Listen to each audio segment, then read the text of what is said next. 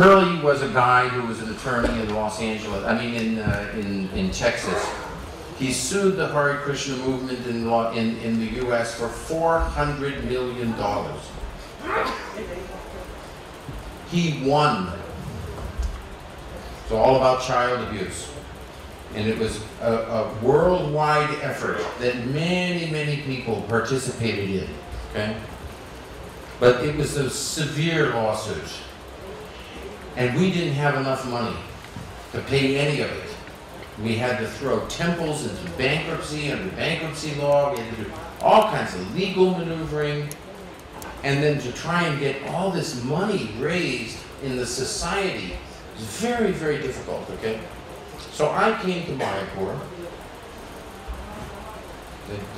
The U.S. Group of GBC members brought me here. And this was the first time that I was meeting with the GBC members, okay? Up there at the room. And we came saying, okay, this is how much money each GBC member has to raise, and this and that and everything else, okay? And the whole thing was just, it seemed impossible. It just seemed impossible that anything was, we had developed a really good strategic plan, but many GBC members said, this is just impossible, it's not going to happen. So, okay, that GBC meeting ended. Jayapataka Maharaj at the end of the meeting said, why don't you come and see me? So fine, I went over to his office, upstairs in that building, okay? And, you know, you all know Jayapataka Maharaj, he's, you know, big guy, and then he was even bigger, now he's lost some weight, then he was real big, you know? And he's got that, you know, mystical thing. I don't know if you can ever remember him doing puja to Lord Nrsimhadev, where it looked like it was almost like some, wow, what's going on here kind of thing, you know? And he sits there and he says, what you're attempting to do, it's impossible. It's not going to work. It's going to fail. And there's only one person I know that can help you. It's Lord Jagannath over at the Jagannath Mandir. You need to go and have a talk with him. Now, he spoke more respectfully than that. This is my telling you how I was, my relationship with Lord Jagannath. So I went over to Lord Jagannath on the spot. I said, fine, get me a car. I'm going to go and talk to him now. And I went there, right there. And I said, Lord Jagannath, we got a plan, and I'm being told by the leadership of this movement, it's an impossible plan, it's not going to work, and you're the only person that can make this thing work. And I'm also being told that to ask anything of you without giving something in return, you're the type of person who wants something in return, so fair enough. And then I told him what I was going to give him, which remains a secret. Okay? No, it's a personal secret between me and him. And that whole thing worked out. So we had come up with a fantastic plan to just beat that Turley into the ground. Fantastic legal strategy. Fantastic strategy to raise the money. Everything was there in terms of, like, you know, God-given intelligence. But we needed to get God on the side of the plan. And in this case, we got God on the side of the plan, and he made the whole thing, you know, he permitted the whole thing to happen. He wanted our work. So when we start talking about resources, we have to keep in mind where all resources come from. It's the Lord. Point number 4 is organizational, foundational, strategic issues, active discussions, resolutions. We've gathered up all this information. We've got stuff from environmental scanning. We've got stuff from organizational scanning. We've developed corollary elements. Now we're going to start putting some of this together. What's our fundamental mission and vision? ISKCON has its fundamental vision.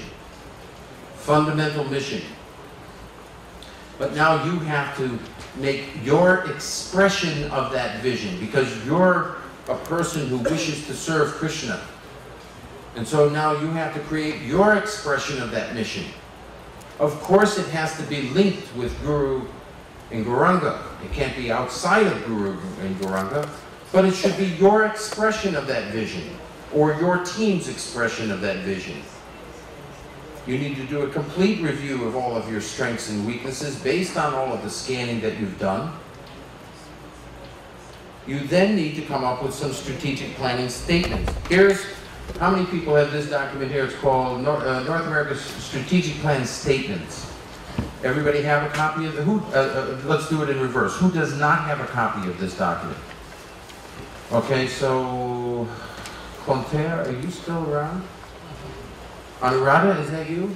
There's 2 or 3 people who don't have this. So if you would just hold your hand up, those 2 or 3 people who don't, and then Dylan or Anuradha Prabhu will get these copies to you. This is a very good example of constructing these basic statements. I know this is a little bit of a repeat of what I told you earlier today when we were talking about organizational stuff, but I just want you to think of how I have started our ILS meeting every day that we've started so far. We've spoken about our core GBC strategy. More devotees, happier devotees. Now we've moved on for 2 days where we talked about, you know, improving ISKCON, and that each person has a direct responsibility. So that's the second point. Tomorrow we're going to be talking about the third point, active participation, back and forth, giving back and forth between the GBC and all of its leadership. Okay? These are some of the core strategic statements of the GBC strategic plan. Because remember, the GBC strategic plan is largely, by the way, it's largely internal. I don't know if any of you noticed this, but so much of what the GBC has come up with on their strategic plan is a bit internal.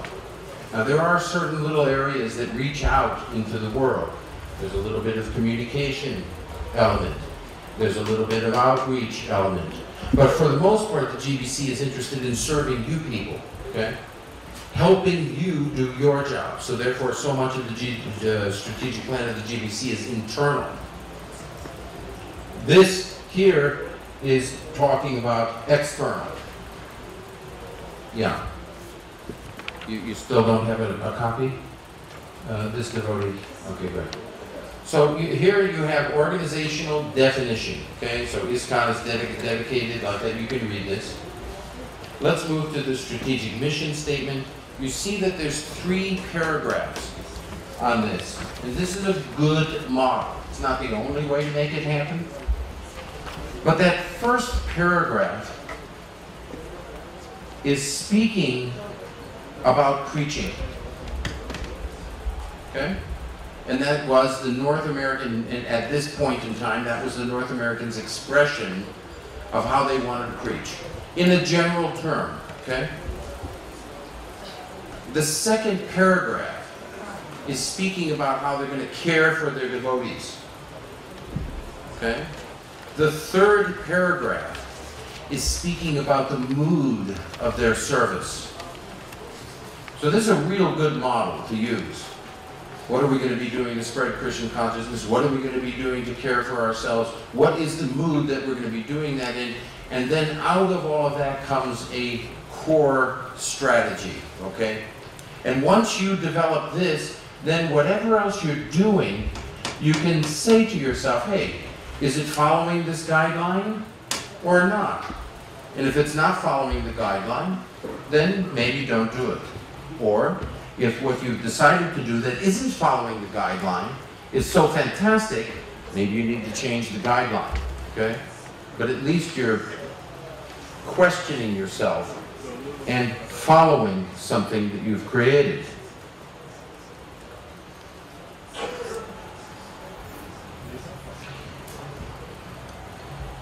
On this point number 4, the reason constituencies are there, because it's, you know, it's obviously above in that corollary, what's meant there as constituencies is once you've come up with some strategic planning statements, share it with all of your people and see what they have to say.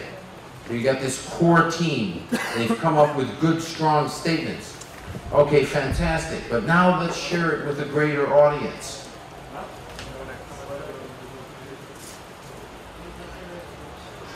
Can anybody give me an example of this principle of coming up with a plan and then wanting to share that plan to see what people think about it? Yeah?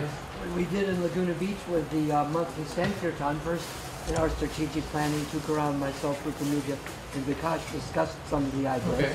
And then we get together what people can be group leaders, and what people can do cooking, what people can do. So what Shruti Prabhu is talking about is how they came up with some plans to expand their Sankirtan, and then they started speaking with more people about it. Any other suggestions as to what you, yes? Yeah, exactly. That's what this ILS meeting is all about, yeah? Yeah. Here's the GBC, and they've been working on their plan. And now they get their plan good enough that they then want to share it with all of you. And then they want to start hearing from you. Hey, what's the deal? You like it? You dislike it? How can it be improved? Etc. Now, how do we hear from 400 people whether you like it or not? Well, that's where the surveying comes in. And that's why you're going to see in the next 6 months multiple surveys that are going to be back in your email box saying, please log on to SurveyMonkey and take this survey and tell us what you're thinking, etc., okay? Because we want to hear from you, and we want to hear a validation of that plan. So what you have to do with your constituencies is get some of these elements, and then every time you get some of these elements, take them out to some people, whoever you think are the right people, share them, take feedback. See if the ideas can be improved. So any questions on this number 4?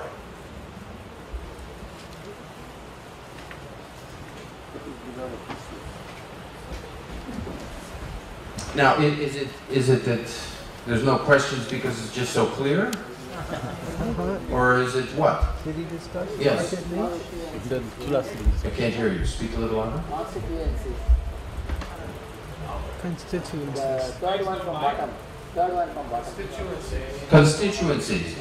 I think I just got done explaining all of that. No, it's there previously because there what you're doing is you're talking about who are your constituencies and who can help you. But here it's on this because you want to then take what you've developed and share it with those people and get feedback. So that's why it's on this document a second time. Yes? The last 2 points, develop issues and market niche. Yeah. The notion of developing issues. I didn't speak about developing issues, you're right. And I didn't talk about market niches.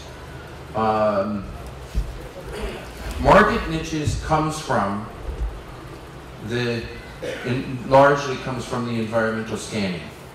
And so we talked about some examples of environmental scanning. Here we have yoga groups.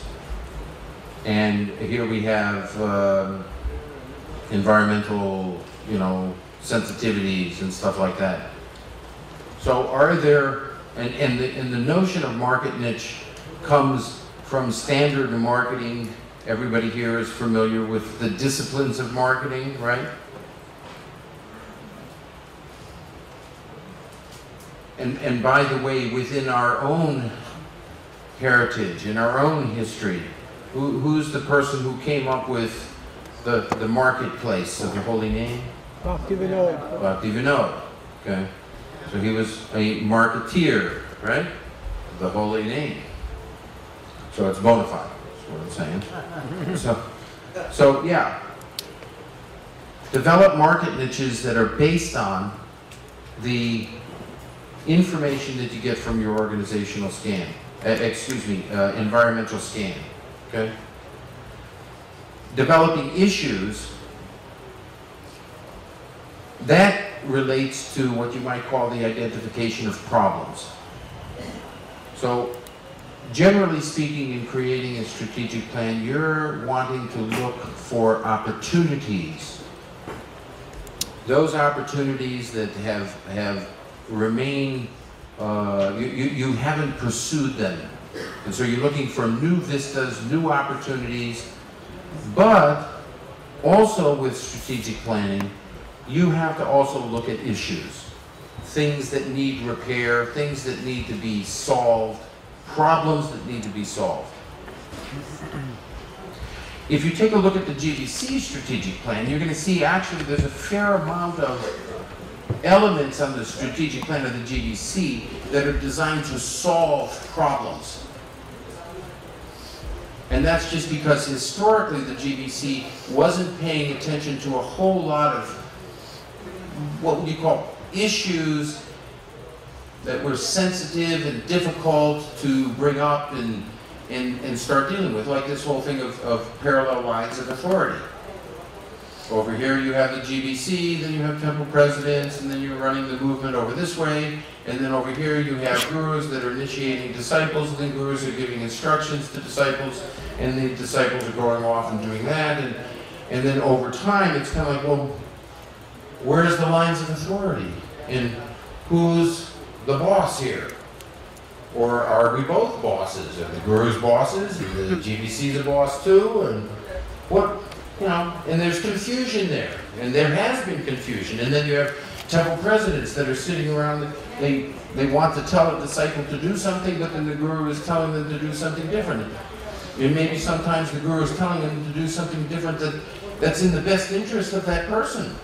And that the temple president, you know, really shouldn't, you know, be telling him what to do. But then again, sometimes, you know, what the temple president is telling him is the right thing to be doing for the Sankirtan movement, and the guru is just wanting him to be engaged in his own project. So it's kind of like, how do we resolve all that? So that's what we talk about, development of issues on the GBC level, okay? So you may have issues in your temple. What are those issues?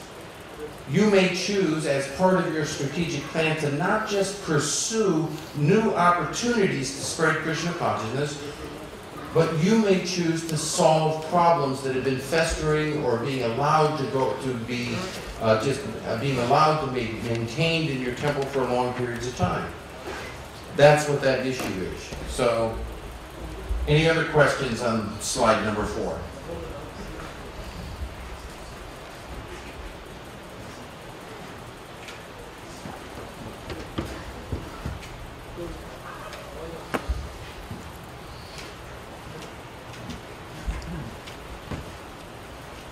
Do we really need that light on? Essential.